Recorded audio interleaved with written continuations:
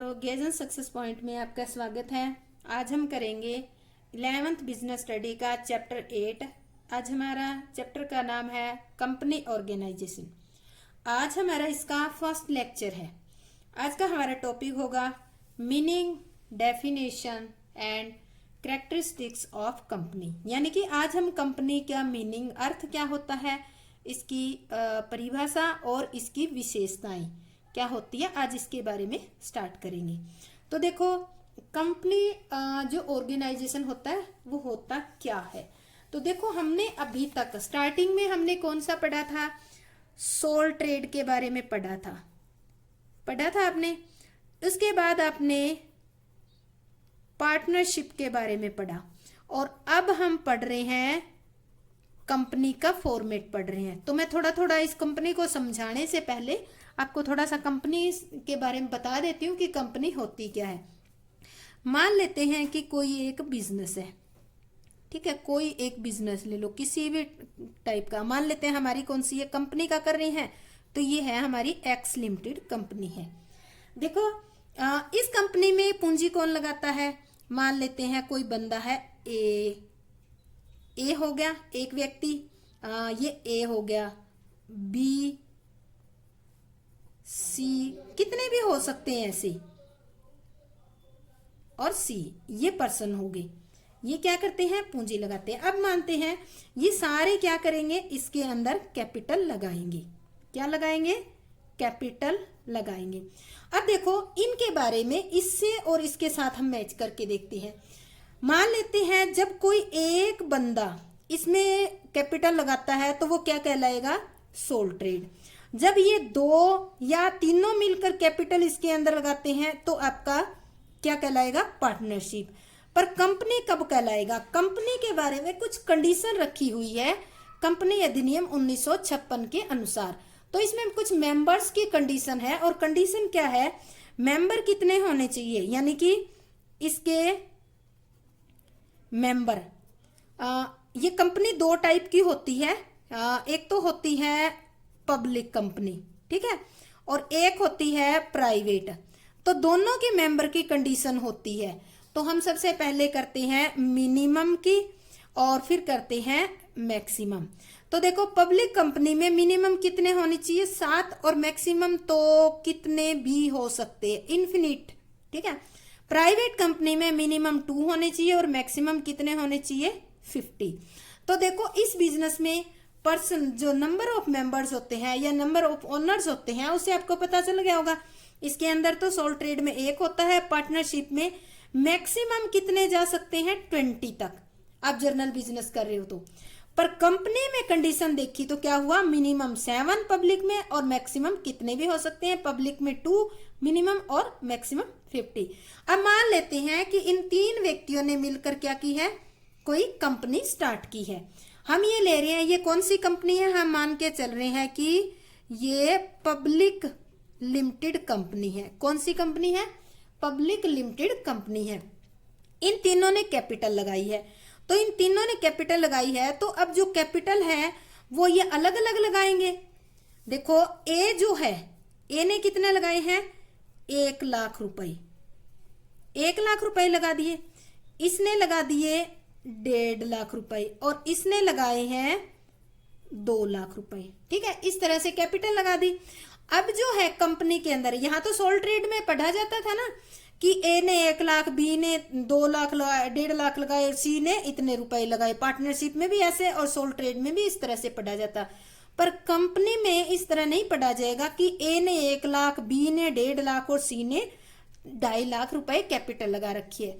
क्यों नहीं पढ़ा जाएगा, क्योंकि कंपनी की कंडीशन में जो ये कैपिटल होती है इसको छोटे छोटे पार्ट्स में डिवाइड कर देते हैं, और छोटे से छोटा पार्ट 2 रुपए का, 1 रुपए का भी हो सकता है, और 10,000, 20,000 रुपए का भी वो छोटे से छोटा पार्ट हो सकता है। मान लेते हैं कि कंपनी ने जो पार्ट बनाया छोटा, वो छोटा पार्ट क्या कहलाएगा, शेयर। एक शेयर कंपनी का कितने रुपए का है, 100 रुपए का है। कंपनी का एक शेयर कितने का है, 100 रुपए का। तो अब हम देखें, 100 रुपए का एक शेयर है तो इसके पास कितने शेयर है, तो इसके पास 100 शेयर 100 रुपए का एक शेयर है। ये तो हो गया प्राइस और ये हो गया नंबर ऑफ शेयर। ठीक है, तो ए के पास 1000 शेयर, तो ऐसे कहा जाएगा कि ए ने एक्स लिमिटेड कंपनी के 1000 शेयर परचेज कर रखे हैं। सेम इसी तरह से बी ने बी लिमिटेड कंपनी के 1500 शेयर, ठीक है, और सी ने एक्स लिमिटेड कंपनी के कितने खरीद रखे हैं, 2000 शेयर खरीद रखे हैं। अब इसकी एक खासियत और है, पब्लिक कंपनी लेके चल रहे हैं। पब्लिक कंपनी की एक खासियत और होती है कि ये जो है, ये बंदे हैं, ये अपने शेयर दूसरे को बेच सकते हैं। जैसे ए है, ए ने अपने कितने 300 शेयर किसको दे दिए, बी को दे दिए, तो ए के पास कितने बच जाएंगे, 700, और बी के पास कितने हो जाएंगे अब, 1800। तो ऐसे खरीदने और बेचने के लिए इनको किसी की परमिशन नहीं लेनी पड़ती। अब आते हैं हम, ये तो सारा हो गया, ये इनका डिसाइड हो गया कि इतने इतने रुपए का होगा। कंपनी का जो बिजनेस होता है, इसका रजिस्ट्रेशन के द्वारा ही बिजनेस शुरू होता है। जैसे कि सोल ट्रेड में रजिस्ट्रेशन कराने की जरूरत नहीं होती। अगर आपके पास पूंजी है तो बिना पूछे आप कहीं भी बिजनेस कर सकते हो, कोई रिस्ट्रिक्शन नहीं है। पार्टनरशिप में आपसी एग्रीमेंट के बेस पे आप बिजनेस कर सकते हो, कोई रिस्ट्रिक्शन नहीं है। रजिस्ट्रेशन की जरूरत नहीं, अनिवार्य नहीं है, पर हाँ करवा लेना। जो पार्टनर अगर रजिस्ट्रेशन करवा लेते हैं तो उसका पार्टनर्स को बेनिफिट मिलता है। पर कंपनी जो है एक ऐसा फॉर्मेट है जिसमें जो भी कंपनी को क्रिएट करना चाहते हैं, कंपनी बनाना चाहते हैं, उनको कंपनी का क्या करवाना पड़ेगा, रजिस्टर्ड करवाना पड़ेगा। तो कंपनी का रजिस्ट्रेशन करवाना जरूरी है। तो ये व्यक्ति मिलकर ही कंपनी का रजिस्ट्रेशन करवाएंगे और इसके लिए कई सारे डॉक्यूमेंट्स बनाएंगे। तो ये डॉक्यूमेंट्स में ये कैपिटल वगैरह, कौन सा बिजनेस है, सारी डिटेल देंगे। तो ये हमने कुछ समझने की कोशिश की है कंपनी को, इनसे कंपैरिजन करते के अब हम पढ़ते हैं कि कंपनी का मीनिंग क्या है और इसकी डेफिनेशन क्या है। तो सबसे पहले हम करते हैं मीनिंग, कंपनी का मीनिंग क्या है। मीनिंग ऑफ कंपनी, कंपनी व्यावसायिक संगठन का वह प्रारूप है जिसकी स्थापना लाभ के लिए कुछ व्यक्तियों द्वारा ऐच्छिक संस्था के रूप में कंपनी अधिनियम 1956 के अंतर्गत की जाती है। यानी कि कंपनी अधिनियम 56 के अंदर इसका रजिस्ट्रेशन होता है। इसकी खास बात है कि जितने भी बंदे कंपनी का रजिस्ट्रेशन करवा रहे हैं वो आपस में ऐच्छिक रूप से सहमत है, उन पर कोई दबाव नहीं है, और वो कंपनी की स्थापना किसके लिए करते हैं, लाभ कमाने के लिए करते हैं। आगे कह रहा है कंपनी में अनेक व्यक्ति मिलकर पूंजी लगाते हैं। आपने देखा कि मिनिमम पब्लिक कंपनी में 7 और मैक्सिमम तो कितने ही हो सकते हैं, बहुत सारे व्यक्ति मिलकर पूंजी लगाते हैं, इसलिए इसे संयुक्त पूंजी कंपनी या जॉइंट स्टॉक कंपनी भी कहा जाता है। इसकी कंपनी हस्तांतरणीय अंशों में विभक्त होती है। हमने देखा कि अंश क्या होता है, पूंजी का एक छोटा सा हिस्सा। हस्तांतरण मतलब अंशों को बेच देना बिना परमिशन के दूसरे को, इसलिए उसको कहते हैं हस्तांतरण। अथवा इसके अंश प्राय खरीदे और बेचे जा सकते हैं। यानी कि आपने किसी कंपनी के शेयर खरीद रखे हैं तो किसी दूसरे से परमिशन लिए बिना आप जब चाहे उनको खरीद सकते हो और बेच भी सकते हो। इसके सदस्यों का दायित्व सीमित होता है। अब सीमित दायित्व हो जाता है, इसका एक एग्जांपल लेते हैं। मान लेते हैं इसी में ही करते हैं। मान लेते हैं कि ए जो है इसने कितनी कैपिटल लगाई थी, 1 लाख रुपए। कितने शेयर इसने खरीदे थे, 1000 शेयर खरीदे थे, ठीक है। और जो बी है, बी ने कितने खरीद रखे हैं, बी ने 1500 की गारंटी दे रखी है, ठीक है। 1500 खरीद रखे हैं या 1500 की गारंटी जो भी है खरीद रखी है मान लेते हैं। तो अब देखो अगर कंपनी दिवालिया हो जाती है, डूब जाती है, तो ए जो है इसकी 1 लाख पूंजी डूबेगी, बी की 1.5 लाख और सी की 2 लाख। इससे ज्यादा पूंजी यानी कि इनकी पर्सनल जो प्रॉपर्टी होती है मेंबर्स की, ये संख्या मैंने 3 ली है, ये मिनिमम 7 होगी, इसके अकॉर्डिंग लेनी है संख्या, ये तो समझाने के लिए लिए। तो कभी भी जो भी मेंबर है उनकी पर्सनल प्रॉपर्टी कंपनी यूज नहीं करेगी, क्योंकि जो भी लायबिलिटी होती है वो किसकी होती है, वो कंपनी की खुद की होती है। इसलिए कंपनी की एसेट्स बेचकर इसकी लायबिलिटी पे की जाती है। इसके बाद आता है, इसलिए इसको कहा जाता है कि इसके सदस्यों का दायित्व सीमित होता है। इसका कारोबार कॉमन सील के द्वारा संचालित होता है। कॉमन सील एक मुद्रा होती है, स्टैंप आप कह लो, वो होती है, उसके द्वारा इसका बिजनेस संचालित होता है। यानी कि इसके हर एक डॉक्यूमेंट्स पे वो कॉमन सील लगी होती है और सचिव के सिग्नेचर होते हैं। अब आता है डेफिनेशन ऑफ कंपनी। भारतीय कंपनी अधिनियम 1956 के अनुसार कंपनी का अभिप्राय एक ऐसी कंपनी से है जिसका निर्माण एवं रजिस्ट्रेशन कंपनी अधिनियम 1956 या इससे पिछले किसी अधिनियम के अंतर्गत किया गया हो। या तो 56 में या इससे पहले का कोई नियम बना है तो उसके अंतर्गत इसका निर्माण या रजिस्ट्रेशन किया गया तो उसको हम क्या कहेंगे, कंपनी कहेंगे। आजकल 1956 की जगह आपकी बुक में कई जगह 2013 भी लिखा मिलेगा। क्यों लिखा मिलेगा?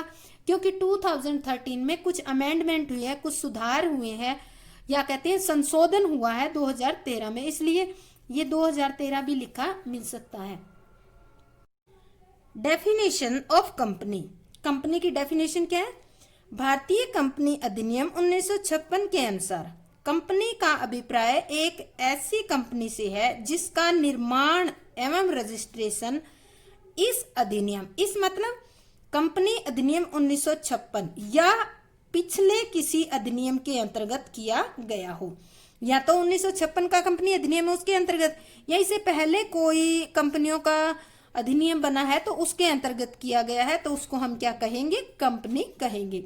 देखो 1956 के बाद 2013 में भी एक अमेंडमेंट आया है, तो कई बार कंपनी अधिनियम 2013 भी आपको लिखा मिलेगा। तो ये था हमारा कंपनी की डेफिनेशन। इसके बाद हम करेंगे एसेंशियल्स और कैरेक्टरिस्टिक्स ऑफ कंपनी, यानी कि कंपनी की विशेषताएं। कंपनी की विशेषताएं क्या होती हैं? सबसे पहली विशेषता है व्यक्तियों का समामेलित संघ। समामेलित मतलब incorporated, incorporated association of person.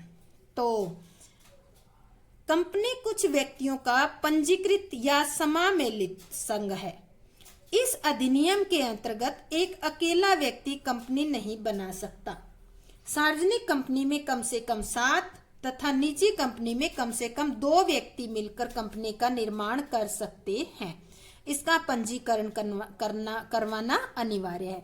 जैसे कि आपको पहले ही बताया था कि एक कंपनी में कम से कम कितने व्यक्ति चाहिए और कंपनी का क्या होना जरूरी है, पंजीकरण होना जरूरी है। और ये क्या है, जो भी व्यक्ति है वो अपनी इच्छा से इसमें शामिल होते हैं। एक अकेला व्यक्ति कंपनी का निर्माण नहीं कर सकता। क्यों नहीं कर सकता? क्योंकि इसकी कंडीशन रखी हुई है मिनिमम और मैक्सिमम मेंबर्स की, इसलिए।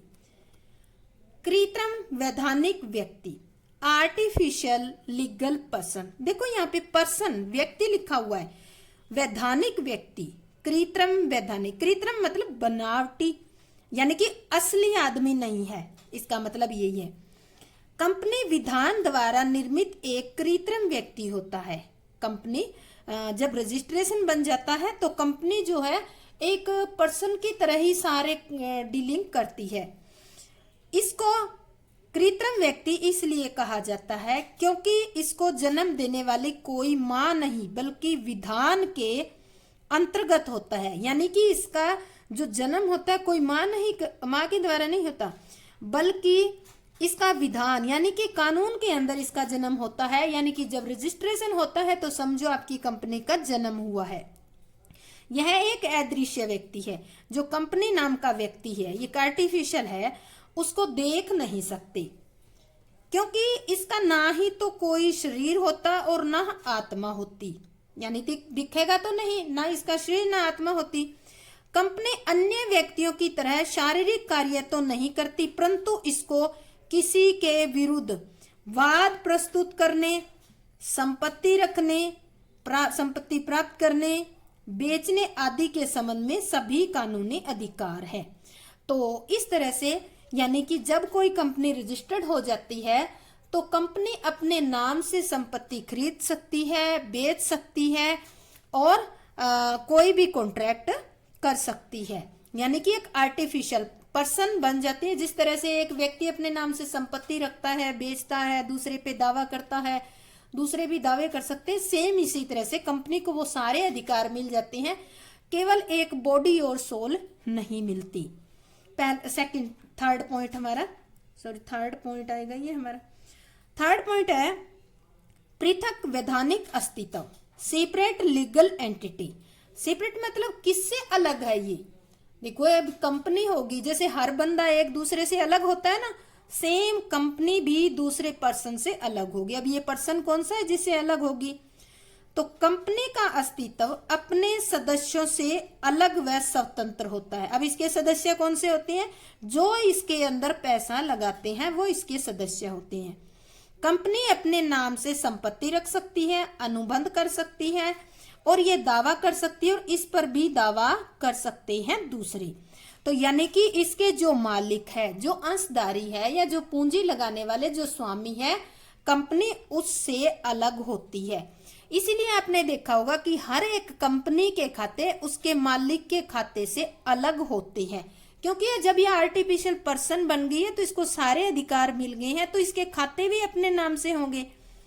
अगर आप कोई भी प्रोडक्ट जैसे कहीं से खरीदते हो या कोई बिल लेते हो, तो आपने देखा होगा वहां किसी व्यक्ति का नाम नहीं होता उस बिल के ऊपर, जैसे कि एक्स लिमिटेड फर्म होगी, जॉनसन एंड जॉनसन होगी, या इस तरह से अगर डायरेक्ट उस फर्म से आप माल खरीदते हो, एक दो पीस की बात नहीं कर रही, बिजनेस की बात कर रही हूं मैं, तो उसमें उस फर्म का ऊपर नाम लिखा होता है, किसी पर्सन का नाम या किसी मेंबर जो है इसका कोई सदस्य है या हम कहते हैं कोई अंशधारी है, उसका नाम लिखा नहीं होता। तो इस तरह से इसका अपने सदस्यों से या स्वामियों से इसका अलग अस्तित्व होता है। इसके बाद नेक्स्ट हमारा आता है स्थायी अस्तित्व, जिसको हम कहते हैं परपेचुअल सक्सेशन। स्थायी मतलब स्थित, स्थायी ये लॉन्ग टाइम तक हो गया। स्थायी का मतलब होता है कि अमर हो गया, ये लगाओ कि अब जब तक कंपनी में बिजनेस होता है तब तक के लिए। कंपनी एक कृत्रिम व्यक्ति है, इसलिए इसकी स्वाभाविक मृत्यु का प्रश्न नहीं उठता। स्वाभाविक मृत्यु का प्रश्न नहीं उठता और इसके कंपनी के अस्तित्व पर उसके किसी अंशधारी या संचालक की मृत्यु का, दिवालियेपन आदि का कोई प्रभाव नहीं पड़ता। कंपनी के अस्तित्व के बारे में कहा भी जाता है, मेंबर्स में come, members may go, but the company goes on forever. यानी कि स्थायी अस्तित्व का मतलब है कि कंपनी जो है वो क्या एक आर्टिफिशियल पर्सन है। आर्टिफिशियल पर्सन की आपने कभी मृत्यु सुनी है? नहीं होती, कागजों में तो ही रहती है वो। तो क्या होता है, जो इसके सदस्य है, जो मेंबर है, इसमें पूंजी लगाने वाले स्वामी है, वो चाहे आते रहे चाहे कंपनी को छोड़कर जाते रहे, कंपनी जो है एज इट इज चलती रहेगी। अगर कंपनी को चलाने वाले इसके अंशधारी हैं, इसके संचालक, उनकी मृत्यु हो जाती है या वो दिवालिया हो जाते हैं, तो इसका कंपनी पर कोई प्रभाव नहीं पड़ेगा, क्योंकि कंपनी अलग एक, हमने पढ़ा था ना, सेपरेट एंटिटी है। इस कारण से इसके सदस्यों के साथ कुछ भी अच्छा बुरा हो, उसका कंपनी पर कोई प्रभाव नहीं पड़ेगा, क्योंकि कंपनी खुद एक आर्टिफिशियल पर्सन है। इसके मेंबर्स के बारे में कहा भी गया है, मेंबर्स में कम, मेंबर्स में गो, यानी कितने भी आदमी आए या कोई भी मेंबर जाए, but the company goes on forever, यानी कि कंपनी अनंत समय तक चलती रहेगी। इसके सदस्यों के आने का, जाने का कंपनी पर कोई प्रभाव नहीं पड़ेगा। नेक्स्ट है सीमित दायित्व, लिमिटेड लाइबिलिटी। अभी आपको मैंने एग्जांपल में बताया ही था स्टार्टिंग के अंदर कि किसी एक व्यक्ति ने 1 लाख रुपए कैपिटल लगा रखी है और बाई चांस कंपनी डूब जाती है, तो उसके कितने रुपए डूबेंगे? 1 लाख। अगर कंपनी को ज्यादा नुकसान हो जाता है तो कंपनी जो है उसकी पर्सनल प्रॉपर्टी नहीं बेच सकती। दूसरी और एग्जांपल लेते हैं हम, अगर मान लेते हैं एक एकाकी व्यापारी है, उसके बिजनेस में नुकसान हो जाता है, तो उस जो एकाकी व्यापारी है उसकी पर्सनल प्रॉपर्टी को भी बेचकर बिजनेस के साथ अटैच कर दिया जाता है, यानी कि उसकी लायबिलिटी पे कर दी जाती है। सेम इसी तरह से पार्टनरशिप के साथ भी यही होता है। अगर मान लेते हैं बिजनेस फेल हो जाता है, लायबिलिटी पे नहीं होती है, तो पार्टनर की जो पर्सनल प्रॉपर्टी होती है वो बेचकर सेल की जाती है, पर कंपनी में ऐसा नहीं है। तो अभी इसमें पढ़ते हैं हम डिटेल में, आपको थोड़ी सी बता दी आपको। लिमिटेड लायबिलिटी, कंपनी में अंशधारियों का दायित्व उसके द्वारा खरीदे गए अंशों के मूल्य तक ही सीमित होता है। जब स्टार्टिंग में आपको बताया था ना कि किसी ने 1000 अंश खरीदे 100 रुपए के, 1 लाख रुपए कैपिटल लगाई है, तो इसमें इसका दायित्व कितने तक सीमित है? 1 लाख तक। कंपनी असीमित दायित्व वाली तथा गारंटी द्वारा सीमित दायित्व वाली भी हो सकती है।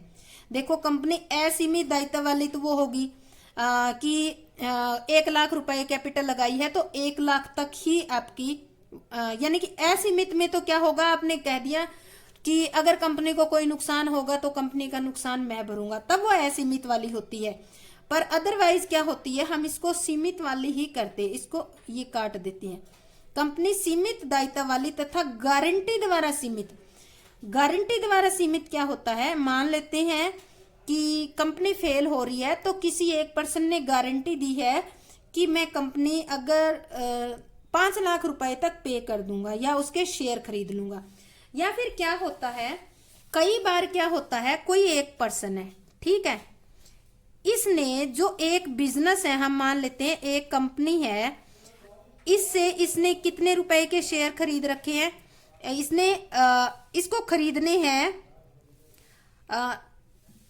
100 रुपए के 1500 शेयर की गारंटी दी है इसने। कितने शेयर की गारंटी दी है? 1500 की। एक्चुअल में कितने है इसके पास? 1000 है। एक्चुअल में इसके 1000 है, एक्चुअल में 1000 है तो कैपिटल कितनी लगी हुई है? 1 लाख रुपए। और गारंटी कितने की दे रखी है इसने? 1.5 लाख की, ठीक है।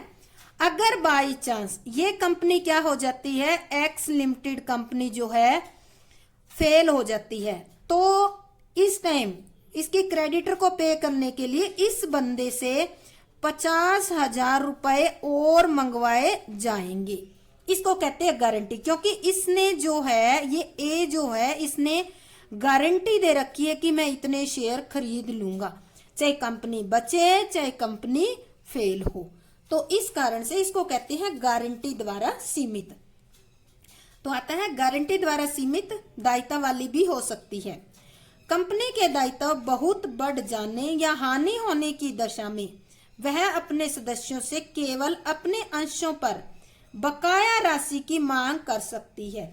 बकाया राशि आपको ये बताया ना कि जो 50,000 रुपए शेयर जो है बकाया है, वही मांग कर सकते हैं। दायित्व कंपनी के स्वयं के होते हैं, किसी सदस्य के नहीं। जो भी लायबिलिटी होती है, कंपनी एक खुद आर्टिफिशियल पर्सन है तो सारी लायबिलिटी किसकी होगी? कंपनी की ही होगी, किसी और सदस्य की नहीं होगी। इसके बाद नेक्स्ट हमारा आता है सार्वभौम मुद्रा या कॉमन सील। क्या होती है? कृत्रिम व्यक्ति होने के कारण कंपनी अपने हस्ताक्षर स्वयं तो नहीं कर सकती, क्योंकि आर्टिफिशियल है, उसकी बॉडी और सोल तो है ही नहीं, तो हस्ताक्षर नहीं करती।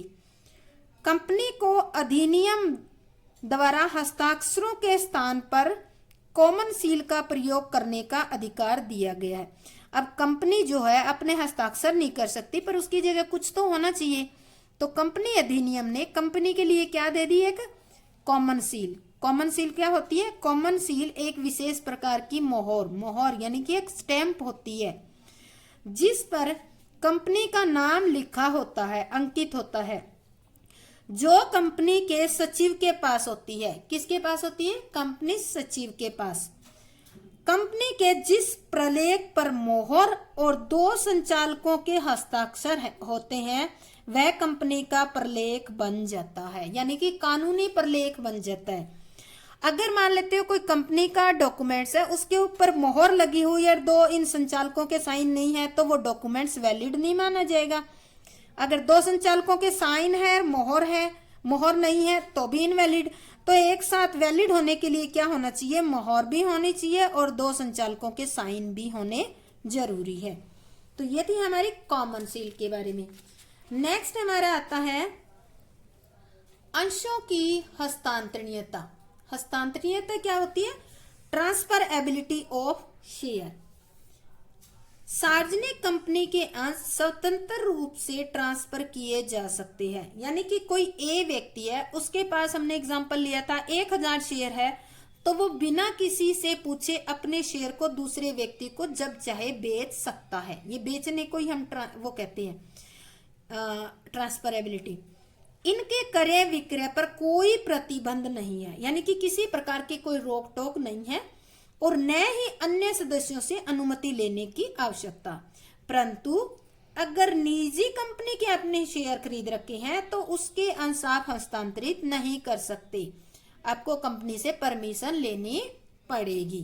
तो ये था ट्रांसफरेबिलिटी ऑफ शेयर। नेक्स्ट हमारा आता है स्वामित्व और प्रबंधक अलग अलग होना, separation of ownership and management. Ownership कौन होता है? मालिक होते हैं जो पूंजी लगाते हैं। मैनेजमेंट कौन होता है? जो संचालक बोर्ड होते हैं, जो मैनेज करते हैं, कंपनी को चलाते हैं, उनको कहते हैं। देखो, कंपनी व्यवसाय में अंशधारियों की संख्या अधिक होने और दूर दूर तक बिखरे होने के कारण वे सभी दैनिक कार्यों में भाग नहीं ले सकते। देखो, कंपनी के जो शेयर होल्डर होते हैं, हमने पढ़ा ना कि बहुत सारे हो सकते हैं, दूर दूर तक बिखरे हो सकते हैं, तो क्या वो सारे के सारे कंपनी कार्य में भाग ले लेंगे? ऐसे नहीं ले पाएंगे। तो कंपनी का मैनेजमेंट कौन संभालता है फिर? ये मैनेजमेंट। वे कंपनी का प्रबंध करने के लिए अपने प्रतिनिधियों का चुनाव करते हैं। तो वो क्या करते हैं? एक मीटिंग होती है शेयर होल्डर की या अंशधारियों की, और वो एक प्रतिनिधि का चुनाव कर लेते हैं। इन प्रतिनिधि को क्या कहा जाता है? जिन्हें संचालक, क्या कहते हैं इनको? संचालक, या इन्हें बोर्ड ऑफ डायरेक्टर और मैनेजिंग बॉडी भी कहा जाता है। किस नाम से जाना जाता है इनको? ये एक नंबर के क्वेश्चन है। जिनको शेयर होल्डर चुनते हैं एज ए प्रतिनिधि के तौर पर, उनको संचालक, बोर्ड ऑफ डायरेक्टर या फिर मैनेजिंग बॉडी के नाम से जाना जाता है। कंपनी संगठन में संचालक मंडल और स्वामी दोनों भिन्न होते हैं। अब देखो, यहाँ पे 3 चीजें आ गई। एक तो कंपनी आ गई, कंपनी में पूंजी लगाने वाले ओनर आ गए, और तीसरा आ गया मैनेज करने वाले, कंपनी को चलाने वाले। तो कंपनी इन दोनों से अलग होती है, इन दोनों से अलग होती है। इसके बाद आता है 9 नंबर में हमारा जोखिम सहन करना, रिस्क बियरिंग। जोखिम मतलब जो भी लाभ या हानि होती है यह अनेक सदस्यों में विभाजित हो जाती है। देखो, कंपनी के अंदर जो भी प्रॉफिट होगा, जो भी लॉस होगा, तो कंपनी के अंदर जितने भी मेंबर होंगे, कम या ज्यादा, उन सब के अंदर बंट जाती है। अगर बाई चांस लॉस ही होती है, रिस्क का पॉइंट पढ़ रहे हैं ना, तो हम लॉस के बारे में उठाएंगे,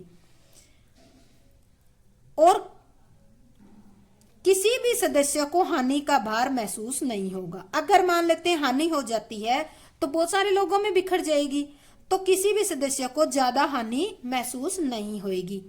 यही कारण है कि कंपनी अधिक जोखिमपूर्ण कार्य करने में संकोच नहीं करती, क्योंकि कंपनी में बहुत सारे लोग होते हैं। अगर बाई चांस लॉस हो भी जाती है तो किसके पास थोड़े थोड़ी लॉस बंटवारे आएगी, तो उनको ज्यादा महसूस नहीं होगा। कंपनी में अधिक जोखिमपूर्ण कार्य करने की क्षमता होती है, इसी कारण से वो ज्यादा जोखिमपूर्ण कार्य कर सकती है, और जिसका लाभ इसके सदस्यों को और समाज दोनों को ही मिलता है। सदस्यों को ज्यादा प्रॉफिट मिलेगा और समाज को सेवाएं मिलेगी।